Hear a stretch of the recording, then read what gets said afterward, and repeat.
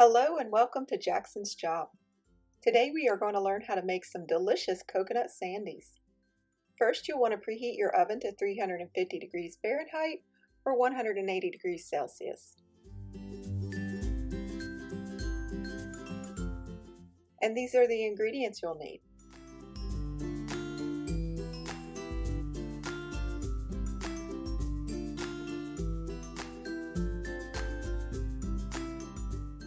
But don't worry, they're also included below. In a medium bowl, you will add baking soda and salt to the flour. Mix that together.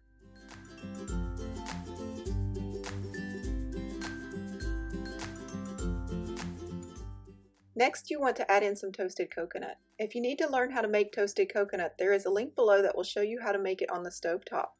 And you want to mix this until it's well combined. Set this aside and move on to the other ingredients. In a large bowl, you'll need some softened butter and sugar. To this, add in vanilla. If you like, you can substitute the butter for shortening, margarine, or use a combination of these fats.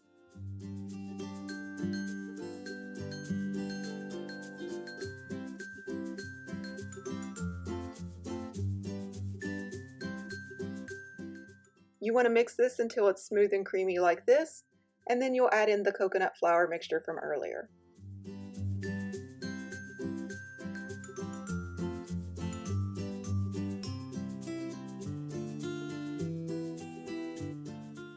You want to stir this until it resembles wet sand and just comes together. It should hold its shape like this, and then you are ready for the next step.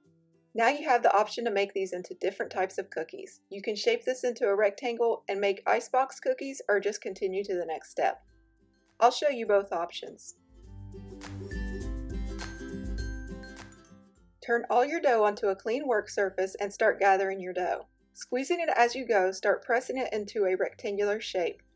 It'll be very crumbly at first, but as you work, it will heat up with your hands and start to stick together.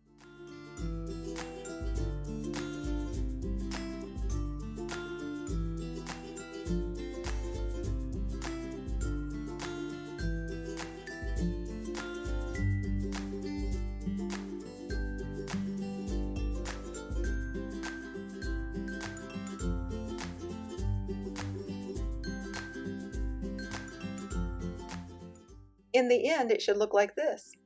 Wrap it up in cling film or wax paper and chill it until firm. About 2 hours or overnight for the best flavor.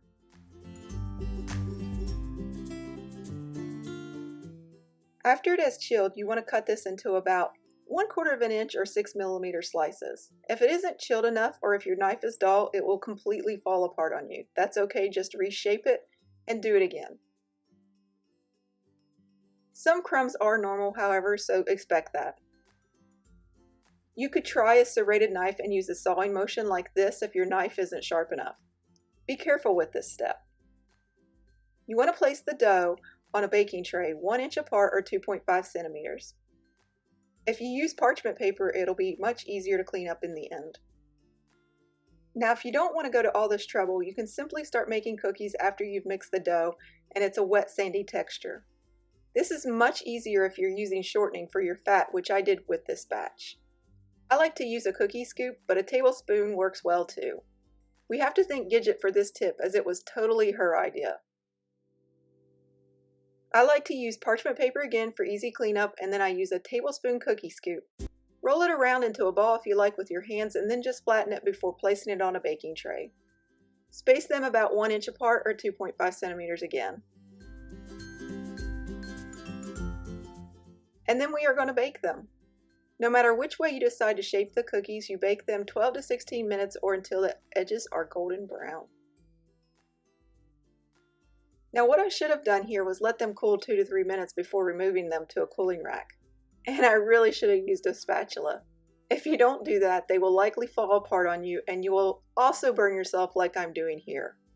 You know that old saying, do as I say and not as I do?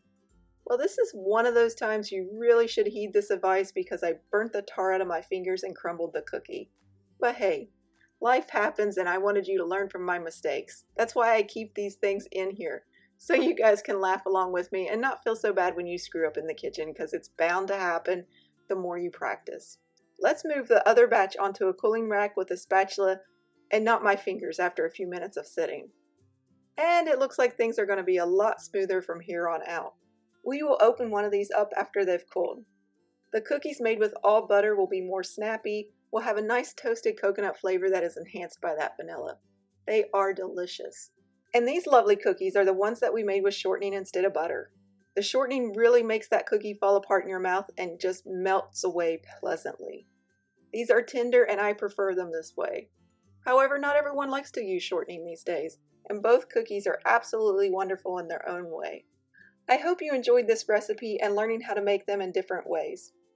Thank you for visiting, and as always, happy baking!